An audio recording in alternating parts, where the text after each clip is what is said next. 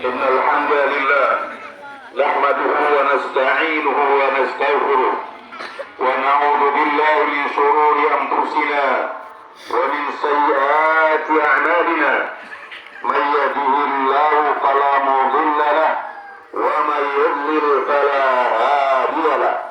أشهد أن لا إله إلا الله وأشهد أن محمدا عبده ورسوله. يا أيها الذين آمنوا اتقوا الله حق تقاته ولا تموتن إلا وأنتم مسلمون. يا أيها الناس اتقوا ربكم الذي خلقكم من نفس واحدة وخلق منها زوجها وبث منهما رجالا كثيرا ونساء واتقوا الله الذي تساءلون به والأرحام إن الله كان عليكم رقيبا.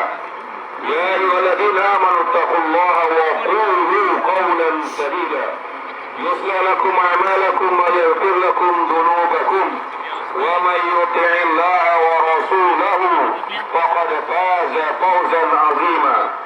أما بعد فإن أصدق الحديث كتاب الله وخير الهدى هدى محمد صلى الله عليه وسلم وشر الأمور محدثاتها وكل محدثة في الدين بدعة وكل بدعة ضلالة وكل ضلالة في النار.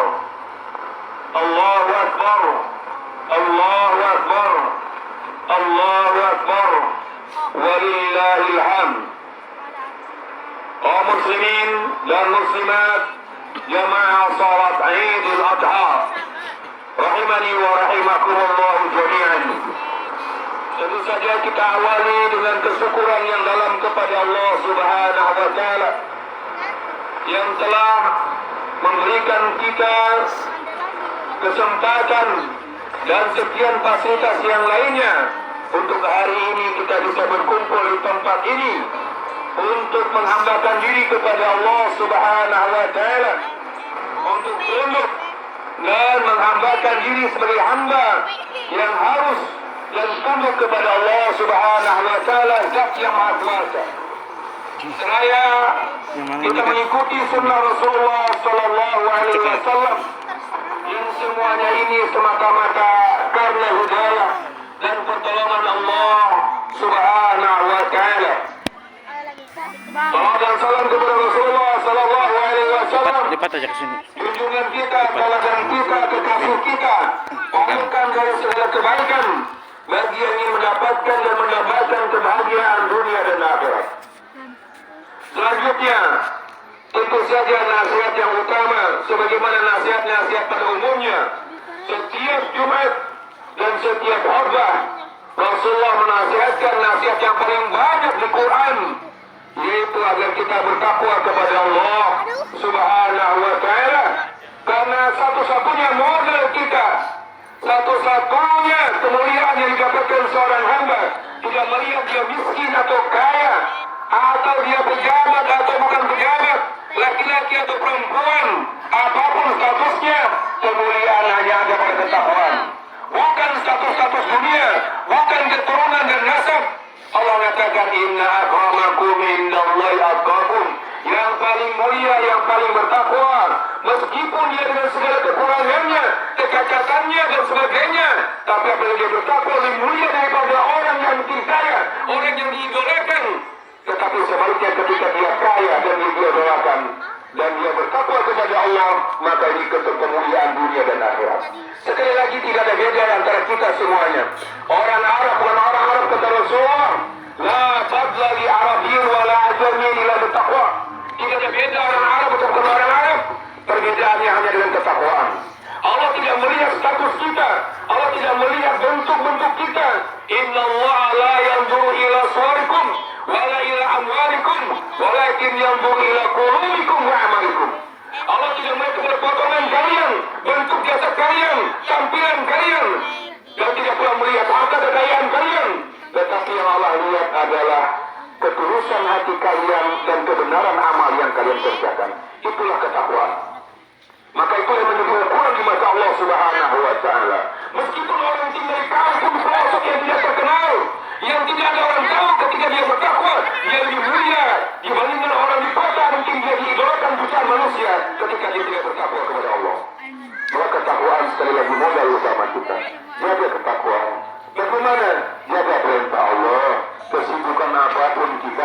apapun profesi kita, jangan ditinggalkan perintah Allah. Jangan ditinggalkan perintah Allah dan Rasulnya. Kemudian ketika ada larangan Allah dan Rasulnya, tinggalkan. Tidak ada manfaatnya kita mengerjakan larangan Allah dan Rasulnya. Tidak ada manfaatnya, tidak ada kebahagiaan dalam mengerjakan larangan Allah dan Rasulnya. Allahu Akbar, Allahu Akbar, Allahu Akbar. Hari ini kita berkumpul di tempat ini menjadi saksi kelak di kemudian hari, bahwa tempat-tempat akan jadi saksi di kemudian hari ketika Allah Subhanahu wa taala berfirman, yauma idzin tuhadditsu akhbaraha, dan ketika itu bumi akan berbicara tentang kabarnya. Kata Mufassir, bumi akan jadi saksi kemana kita lewati, tempat apa yang kita tempati. Dia akan berbicara nanti apa yang kita kerjakan di bumi tersebut. Kita melewati satu tempat, bumi akan jadi saksi nanti. Ngapain kita lewat di situ? Untuk apa kita lewat situ? Bumi akan bicara. Tidak ada yang bisa mengelak. Kita kemanapun bumi akan jadi saksi nanti. Yauma idzin tuhadditsu akhbaraha. Hari itu bumi akan jadi saksi. Mengapa yang kita kerjakan ke tempat itu?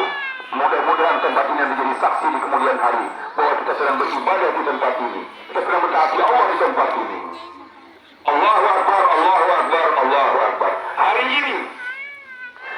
ini bagi jamaah haji tanggal 10 Dzulhijjah, mungkin di Mekah sudah kemarin hari. Tidak jadi masalah perbedaan munculnya bulan itu bisa terjadi. Yang jelas jamaah haji kita telah menyelesaikan ibadah haji. Setelah kemarin wukuf di Arafah. Wukuf adalah induk daripada ibadah haji. Yang Rasul katakan al-hajju Arafah. Haji adalah induknya di Arafah. Apabila orang berhaji dia tidak sempat ke Arafah, maka dia tidak dikatakan berhaji. Namun apabila sudah berangkat berhaji dan dia meninggal sebelum berhaji, maka dia telah mendapatkan pahala haji secara sempurna. Namun tentu saja yang bisa mengerjakan haji secara sempurna, wukuf di Arafah, kemudian melaksanakan mabit Muzdalifah, terus di Mina melontar jumrah dan menyelesaikan haji secara sempurna, tentu pahalanya pun berbeda. Kita doakan semoga semua jemaah haji kita mereka mendapatkan haji yang mabrur. Haji diterima oleh Allah Subhanahu wa taala. Selain mereka pulang ke kampung mereka menjadi teladan yang baik sebagai orang yang telah ditempa selama berpuluh-puluh hari di Masjidil Haram, di Masjidil Haram Mekah dan Madinah untuk sholat berjamaah dan ibadah-ibadah yang lainnya. Contoh teladan buat masyarakatnya, karena telah dibina sekian lama dengan perjuangan yang cukup berat. Sementara kita yang belum berhaji tidak jadi masalah. Yang penting ada niat kita untuk berhaji kepada Allah Subhanahu wa taala. Niat yang sempurna, niat yang ikhlas itu akan ditulis suatu kebaikan yang sempurna. Rasul mengatakan man hamma bi hasanatin falam ya'malha kataba Allah hasanatan kamilah. Orang siapa yang berkeinginan suatu keinginan yang keras untuk suatu perbuatan kebaikan ternyata dia tidak bisa mengerjakannya, ditulis oleh Allah suatu kebaikan yang sempurna. Asalnya kita ikhlas kepada Allah Subhanahu wa taala. Kemudian bahwa haji juga bukan menjadi syarat utama masuk surga. Tidak ada pertanyaan dalam timbangan amal. Kamu berapa kali berhaji? Tidak ada timbangan. Tetapi berhaji itu pahala besar. Namun bukan menjadi syarat untuk masuk surga. Tetapi ditanya ketika di hari timbangan kita ditanya, "Mada ajabtumul mursalin?" Sampai di mana kamu menerima dakwah Nabi? Sampai di mana kamu mengerjakan sunnah Nabi, ajaran Nabi? Itu ditanya. Maka perlu diperhatikan dengan baik. Itu tidak berharap mudah-mudahan suatu saat Allah mudahkan kita bisa berhaji. Tidak ada mustahil bagi kita. Meskipun dia punya sekarang tidak punya, tidak berpunya. Kalau Allah berkehendak, Allah Maha Kaya. Banyak orang berangkat haji tanpa dia harus menyiapkan modal yang besar. Belum kehendak Allah Subhanahu wa taala tentunya. Maka berniatlah dan bermohon kepada Allah Subhanahu wa taala. Innallaha ala kulli syai'in qadir. Innallaha ghaniyyun hamid. Allah Maha kuasa atas segala-galanya dan Allah Maha Kaya dan Maha terpuji. Allahu Akbar, Allahu Akbar, Allahu Akbar. Selanjutnya pada hari ini kita mengenang kembali sebuah peristiwa besar. Peristiwa besar yang terjadi di muka bumi ini dan tercatat dan terus tercatat sampai hari kiamat. Peristiwa seorang ayah dan anak yang tunduk patuh kepada Allah Subhanahu wa taala. Ketika tauhid menyinari hati, maka tidak ada arti dunia ini. Ketika Nabi Ibrahim alaihissalam yang mendapatkan seorang anak bertahun-tahun sampai usianya sudah tua. Sampai ketika Jibril datang kepada Nabi Ibrahim dan menghampirkan engkau mendapatkan anak, dia tertegun. Bagaimana aku sudah mendapatkan anak sementara kami sudah tua? Aku sudah tua dan istriku sudah tua. Maka dia Jibril meyakinkan tidak ada mustahil bagi Allah Subhanahu wa taala. Kemudian Allah lahirkan seorang anak yang mulia, Ismail alaihissalam. Kebanggaan, kebahagiaan yang luar biasa mendapatkan anak yang didambakan sekian lama. Namun apa yang terjadi? mulai melanggar antara anak dan remaja.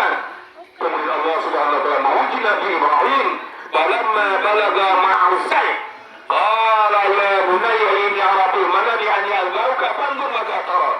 Qala ya abati fa'al ma tu'mar, satajiduni insyaallah min as-sabirin.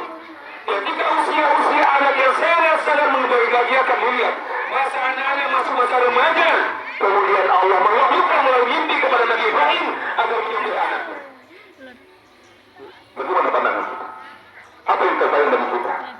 Anak yang digambarkan satu-satunya berpuluhan tahun, bahkan sekian lama digambarkan, ketika telah lahir kemudian disuruh disembelih. Tapi seorang nabi, tauhid yang tertanam di hati, pengorbanan apa saja ketika tauhid telah tertanam di hati, dia hanya minta pendapat bagaimana anakku. Mandur mada tara ayuhai anakku, aku mendapatkan mimpi merupakan wahyu dari Allah Subhanahu wa taala. Aku harus menyembelihmu, wahai anakku. Apa bagaimana pendapatmu? Apa yang terjadi? Anak yang tunduk, yang patuh, yang taat. Kemudian dia mengatakan, ya abib, ya abib, kepalmu, if'al ma tu'maru, satajiduni insyaallah min as-sabirin. Wahai ayahanda, wahai kekasih anda ayahanda, kerjakanlah perintah Allah, engkau akan dapatkan aku adalah anak yang sabar. Ya Muhammad Allah, Allahu Akbar, Allahu Akbar, Allahu Akbar. Ini pengorbanan ketika tauhid tertanam di hati. Ketika seorang ayah tertanam di hatinya tauhid, mengorbankan apa saja yang paling berharga di dunia ini. Dan ketika anak mendapatkan hidayah dari Allah Subhanahu wa taala, maka ketaatan kepada orang tua dan ketaatan kepada Allah Subhanahu wa taala itu utama dari segalanya. Jangan sekali mati Allah Subhanahu wa taala. Maka sekali ini pertama pelajaran yang kita ambil dari peristiwa ini, bahwa Allah Subhanahu wa taala menguji sampai di mana pengorbanan seorang ayah, orang tua untuk mentaati Allah Subhanahu wa taala, maka dia akan mendapatkan anak-anak yang baik, anak-anak yang saleh, anak-anak yang taat. Maka mulailah dari diri kita sebagai orang tua, agar kita menjadi orang yang taat kepada Allah Subhanahu wa taala, agar kita menjadi orang yang tertanam di hati kita keyakinan tauhid yang benar. Maka Allah akan memberikan keturunan-keturunan yang baik, insyaallah. Insyaallah. Bukankah ketika kita membaca surah Al-Kahfi, di penghujung surah Al-Kahfi, di pertengahan surah Al-Kahfi Allah bercerita tentang dua anak yatim yang Allah Subhanahu wa taala berikan karunia kepada mereka warisan dari orang tuanya, dan ketika orang tuanya saleh, maka anak-anaknya pun menjadi orang-orang yang saleh. Meskipun tidak keharusan demikian, tetapi itu jalan yang terbaik. Ada juga orang tua yang saleh tetapi anaknya tidak benar. Tetapi yang jelas, ketika itu terjadi, orang tua telah berusaha menjadikan contoh teladan yang baik kepada anak-anaknya.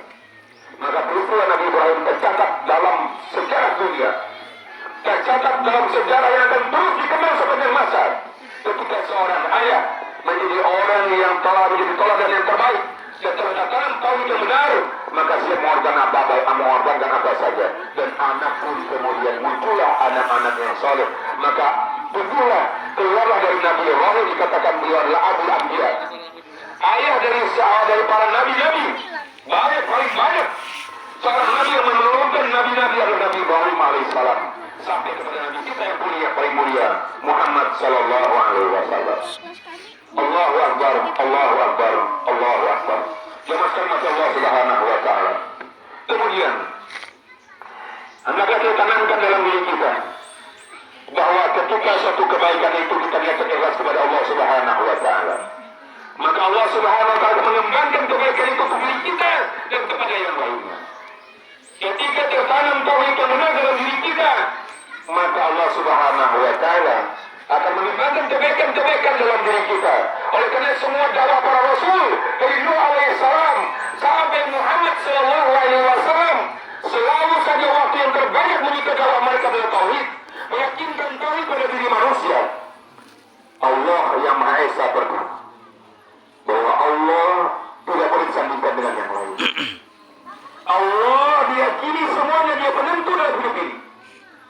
Mengatur rezeki kita, jangan bergantung rezeki kita kepada makhluk. Allah mengatur hidup kita. Jangan khawatir bahwa kita ini telah diatur oleh Allah Subhanahu wa taala.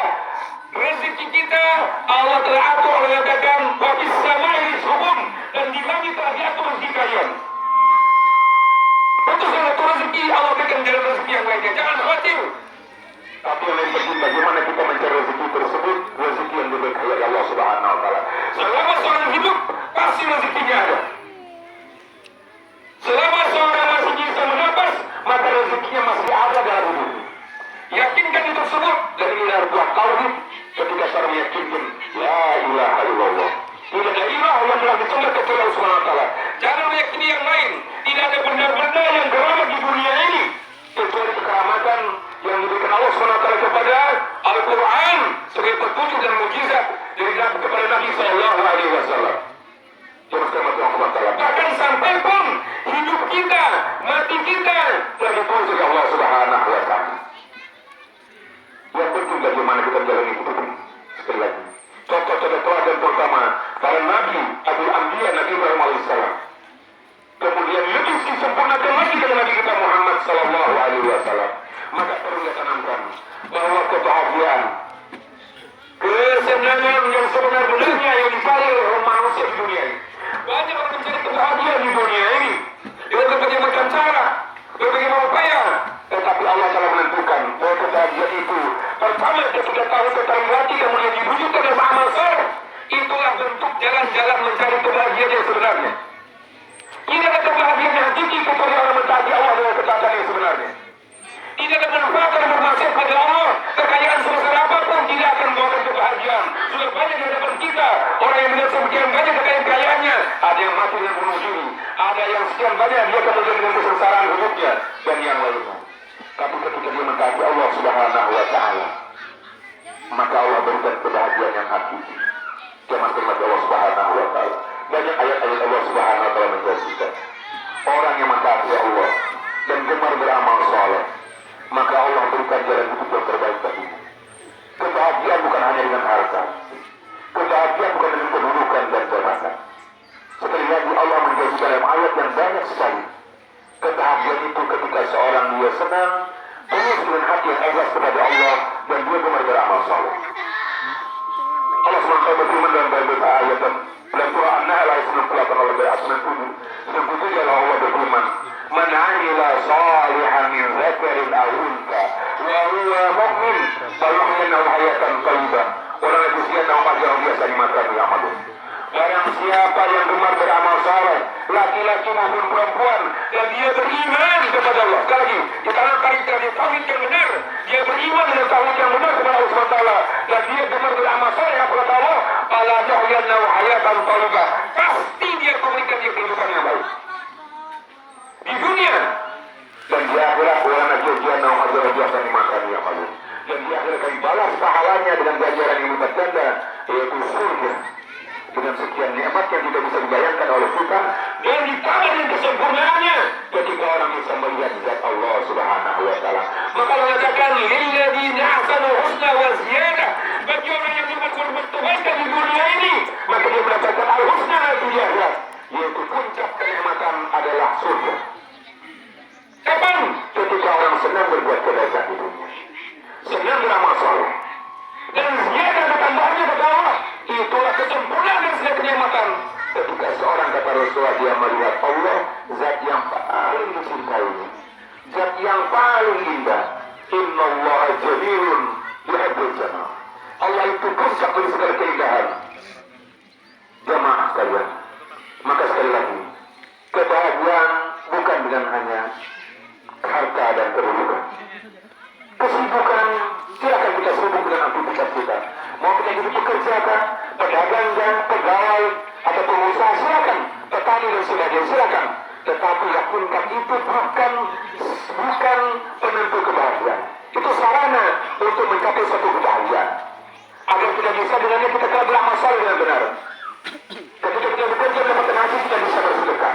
Kita bisa beri kendaraan untuk mudah kita datang ke tempat-tempat ibadah. Memudahkan kita beribadah, beramal saleh, kita bisa membantu saudara kita dan sebagainya. Maka itulah tujuan kita untuk bekerja.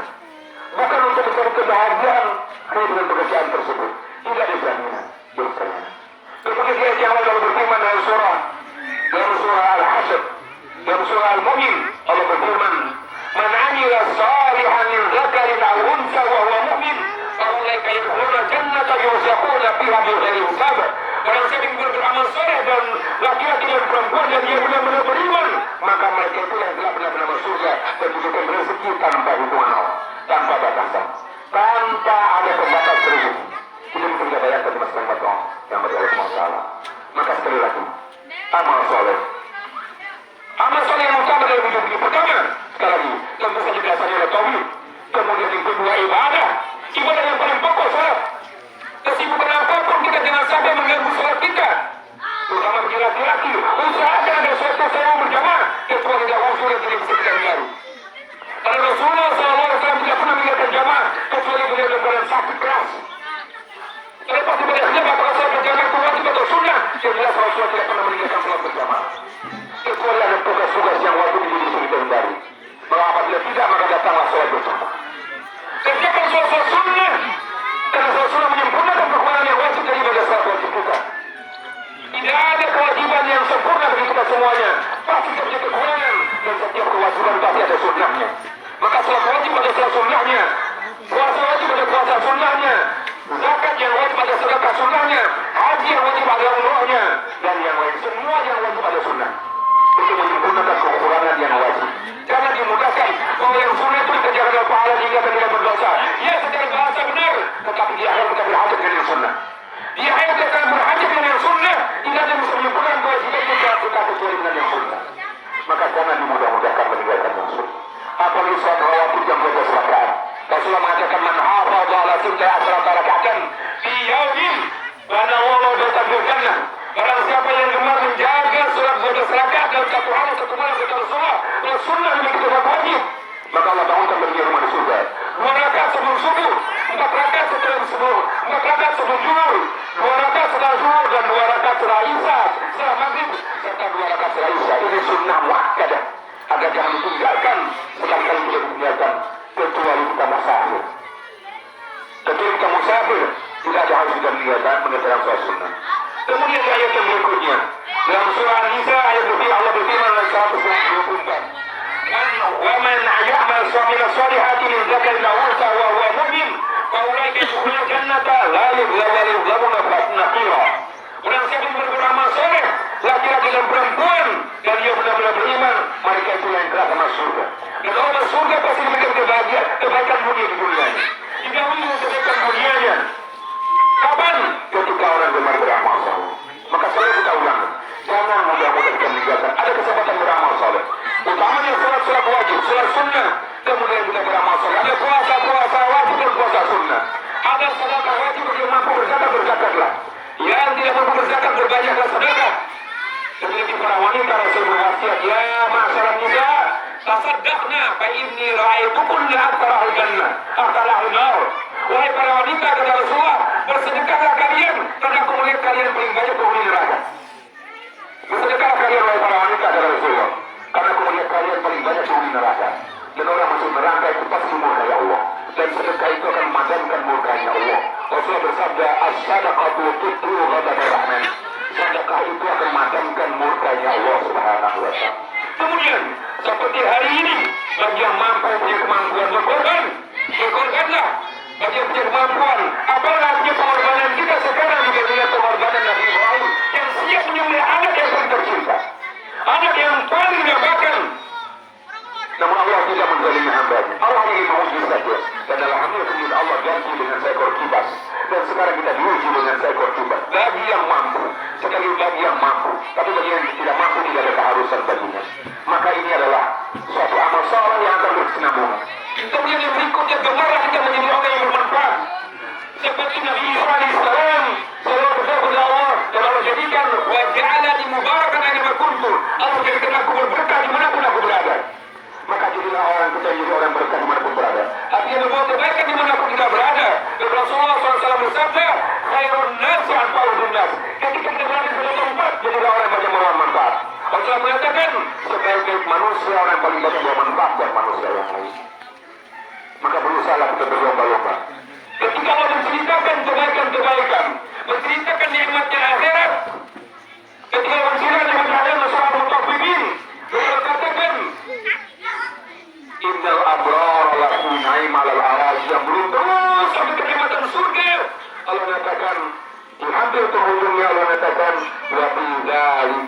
falyatanafasul mutanafisun. Untuk itulah manusia berlomba-lomba itu. Untuk kebahagiaan akhirat itu. Untuk kebahagiaan akhirat teman-teman. Umur kita ini sebagai fasilitas saja. Sarana pada dasarnya untuk akhirat kita. Karena kita orang beriman. Orang kafir silakan bagi kita meyakini akhirat. Tapi ketika kita meyakini akhirat, bahwa hidup kita diutamanya untuk akhirat. Dunia sebagai fasilitas. Bahwa yang mengatakan kepada korun yang terkenal sekarang pun setiap harta mendapatkan dari bawah tanah. Orang mengatakan matanya korun. Kenapa? Dia diberikan rezeki yang banyak di dunia, tetapi dia lalai dengan akhirat. Tidak ada manfaat bagi dia rezeki dunianya kalau tenggelamkan dia dengan hartanya. Maka katakan kepada korun, "Wattabi bima ataka Allah daral akhirah, wa la tansa nasibaka minad dunya, wa ahsin kama sabaqaka ilaik." Carilah untuk akhirat terutama yang korun. Tapi yang lupa kamu dunia. Di dunia jangan lupa kamu berada di dunia. Tidak tutupkan duniamu, tapi utamakan akhiratmu. Utamakan akhiratmu. Jangan sampai dunia kita merusak akhirat kita. Kesibukan pekerjaan kita jangan sampai merusak akhirat kita. Apapun kesibukan kita, jangan sampai merusak kita. Jangan berbohong, jangan curang, jangan meninggalkan kewajiban. Tidak ada manfaatnya, merusak akhirat kita. Tidak ada manfaat. Akhirat kita utama. Maka Rasulullah mengatakan, "Man kana hammuhu al-akhirah, ja'alallahu ghinahu fi qalbihi, wa sama'a syamlahu, wa atatu dunya wa hiya rahimah." Barang siapa menjadikan akhirat tujuan utamanya, maka Allah berikan kekayaan di hatinya. Allah berikan kekayaan di hatinya, dan Allah kumpulkan masalahnya menjadi mudah. Dan dunia akan datang kepadanya, dunia akan tunduk kepadanya. Karena kekayaan yang sebenarnya adalah kekayaan hati. Kalau kekayaan hati itu ada pada manusia, tumbuhlah rasa qanaah. Tetapi sebaliknya, ketika orang berdosa kana hammuhu dunya, ja'ala al-faqra baina 'ainaihi wa shattata sam'ahu. Wa la yati dunya ila ma kutiba lahu. Barang siapa yang dunia tujuan akhirnya, maka Allah jadikan kefakiran di hatinya. Dia selama masa fakir meskipun kaya, sudah banyak hartanya, banyak usahanya, masih seperti orang kaya, seperti orang miskin, selalu meninggalkan kewajiban karena berbohong, karena berdusta pada sudah kaya, selalu seperti orang fakir saja dia. Dan Allah berikan masalahnya akan bertubi-tubi datang kepadanya. Dan dia kejadian dunia itu perlu sebatas Allah tentukan padanya, tidak bisa dibandingkan dengan akhirat. Maka jadikanlah akhirat sebagai tujuan kita. Apapun perintah Allah Subhanahu wa Ta'ala, sebagai seorang mukmin sebagaimana contoh Nabi Ibrahim alaihissalam, ketika datang perintah Allah, tidak ada kalimat yang lain kecuali sami'na wa ata'na. Kami benar ya Allah dan kami taati apapun perintahnya. Dan Allah Maha Adil, tidak mewajibkan seorang betul sesuai kemampuan dia. Mudah-mudahan Allah Subhanahu wa Ta'ala menjadikan kita orang-orang yang saleh, laki-laki dan perempuan saleh dan saleha, sebagai bekal utama kita untuk diri kita dan contoh buat anak-anak kita. Teladan buat anak-anak kita. Dan yakinkan dalam diri kita bahwa kesalehan ini akan membawa kebahagiaan yang hakiki, kebahagiaan yang sebenarnya. Kekayaan, kebanyakan banyaknya harta di dunia, kedudukan di dunia, tanpa kesalehan itu hanya semua. Semua dia akan ditinggalkan. Yakinkanlah, jamaah sekalian. Akhirnya kata Rasulullah, ketika orang meninggal, yasba'ul mayyitu fala takut, yarja'isna ilaihi qawal. Ketika orang sudah meninggal, sekaya apapun dia, kata Rasulullah, dia akan menjadi bawah di antara tiga perkara. Dua kembali, tinggal satu yang bertahan. Kekayaannya kurang. Meskipun 10 mobilnya mengiring dengan segala mobil-mobil mewahnya, keluarganya menggiring sekian banyak, pasti kurang. Pasti meninggalkan dia dalam kesendiriannya. Tinggal satu kata Rasulullah menemani dia. Tinggal satu yang menemani dia, yaitu amal. Maka amalah teman sejati kita. Amal solehah teman sejati kita. Jemaah sekalian, nasihat penutup dari seorang yang saleh dari para ulama. Imam Ibnu Rajab rahimahullah mengatakan, sahib menturidan tu sahibahu, fawallahi alladhi istawa al-arsh, la yusahibuka fi qabrika illa sahibun wahid, wa huwa amaluhu salih. Fa'asil syahdatau di dunia, yusil syahdataka fi qabrika. Saudara sekalian, kata beliau, siapa saja, bertemanlah kalian dengan siapa saja, kalian kehendaki, tapi tujuh Allah teman yang sejati menemani kamu di kuburan itu satu, yaitu amal soleh. Maka berbaik-baiklah kamu ketika di dunia ketika hidup dengan amal soleh. Dia akan menemani kamu ketika kamu dalam sendirian di kuburan. Amal solehmu akan menemani kamu dengan baik di kuburan. Hal itu teman sejati. Dan nanti tidak ada pertimbangan zaman sekarang.